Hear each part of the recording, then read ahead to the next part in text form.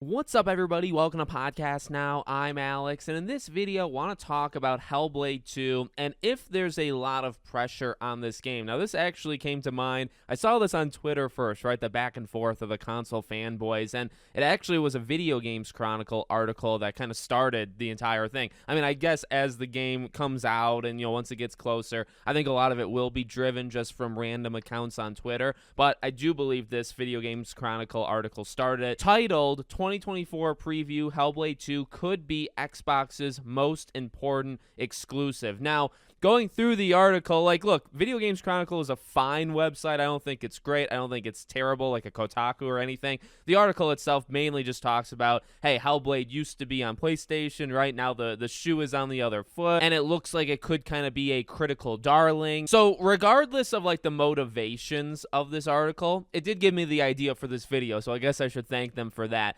Is it the most important Xbox exclusive? Well, honestly, I'd say no, and I'll explain why. And I guess we should probably start with this. For if this is the first time, say, you're watching the channel, you should know I'm a big fan of the first Hellblade. In fact, constantly on this channel, random videos here and there, I'll talk about how excited I am for Hellblade 2. Hellblade 2 is one of, if not my most anticipated games coming out in the next, let's say even just next year, 2024. It's probably top 3. So I'm not coming at this from hey, I hate Hellblade or I think it's overrated. No, I think I maybe overrate the game. I actually am extremely excited, but does it deserve that kind of tagline? I think the answer is no. And I think the answer is no for two different ways. Well, number one, if you're not even talking about 2024, if you're just saying, is this the most important Xbox exclusive, period, say for the Series X so far, I think that's blatantly false. I think Starfield, if anything, could be and I think that's why we've had such a difficult time discussing Starfield, in the grand scheme of things, because everybody's got their opinion. Everybody's kind of going after each other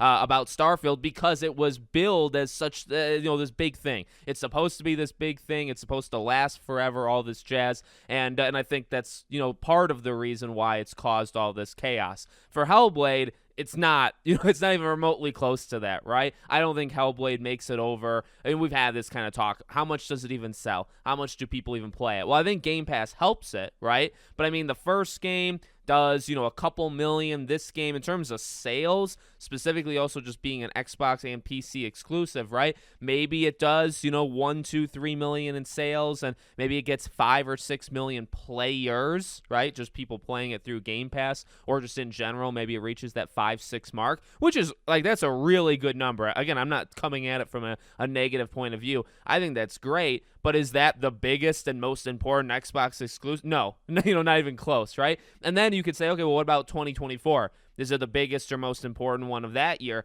I actually also think no, because I think Avowed might almost beat it. Potentially in the form of reception. Not for sure.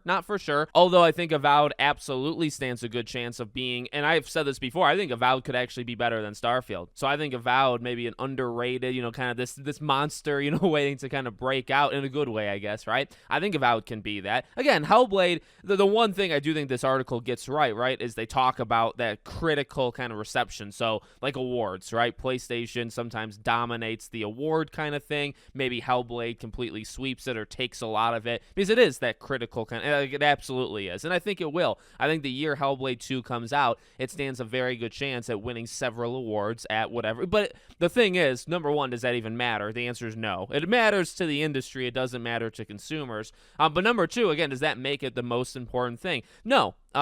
As I've said, and I actually think this lines up quite well, this is why I wanted to do a video like this. A few weeks ago, I made videos on the state of PlayStation going into 2024 and the state of Xbox going into 2024. And the Xbox video, I talked about, it's more about consistency, and it's more about, I would say, being spread out throughout the year with Game Pass and with games that are just not on the scale of Starfield. They don't have, and this is not a bad thing. Again, let me reiterate. This past year was dominated by Starfield. Whether you like Starfield or you didn't like Starfield, it was dominated by Starfield.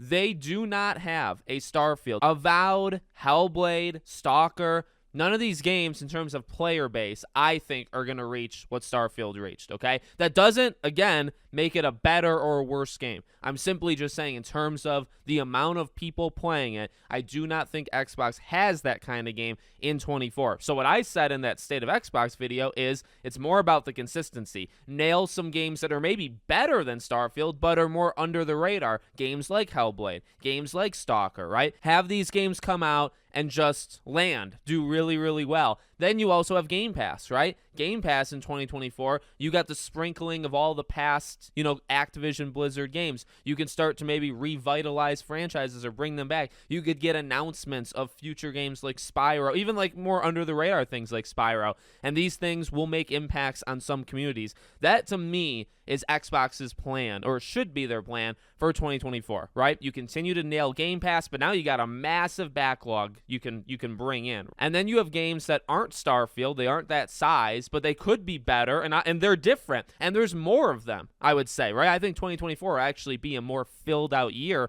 for Xbox versus years past, and obviously Xbox has had a problem in years past with filling out the calendar, and they're getting better, right, as these years go on. I think 24 could be the year that they fully, figure out how to do it. So, does Hellblade even for sure come out in 24? Well, God, I hope so, right? I really, really hope so. That is something also mentioned in the Video Games Chronicle article, that maybe we'll be having this talk again, talking about 2025 with this game. I pray and hope that this game comes out in 24. But that's what I have to say. I think it's going to be fueled, and maybe even the article's fueled partially from this, again, kind of console warrior kind of mentality. Hellblade doesn't have to make or break Xbox. And honestly, I don't even think Starfield necessarily had to make, and I mean, that's maybe a hot take more than saying it for Hellblade, right? I don't think specifically Hellblade, let's just stay there. I don't think Hellblade's in a do or die situation. If Hellblade bombs or it's not, I mean, that would really disappoint me. Again, it's one of my most anticipated games, but I don't think that would drastically impact Xbox's ecosystem. If it does, tremendous, right? I don't think that drastically changes it either. So I think it's a game that's going to do really well. I have a lot of faith that they're going to make this. This is going to be a good jump, a big jump from the first game, and I'm really excited for that. But is it the most important thing for Xbox? No, the most important thing for Xbox, I actually said the word earlier, consistency. That is the most important thing for Xbox in 24. You could say, now if you say game, what's the most important game? I mean, maybe Hellblade, maybe Avowed. I'd say actually it's more of like a 50-50 between them. But you could also argue putting COD on Game Pass, putting past CODs on Game. That may be more important from a game perspective than any of their first-party, and that's not a knock on them. It's saying just how freaking popular COD is, right? So I think, articles, titles, and stuff. I mean, YouTubers do it too, right? They try to make things, overblown. They try to make things big and a little clickbaity. That definitely is a clickbaity article, much like much of the internet is, I suppose, right? But that's my thoughts on it. So let me know what you guys think in the comments. Make sure you're subscribed, bell icon turned on, and I hope to see you all on the next one.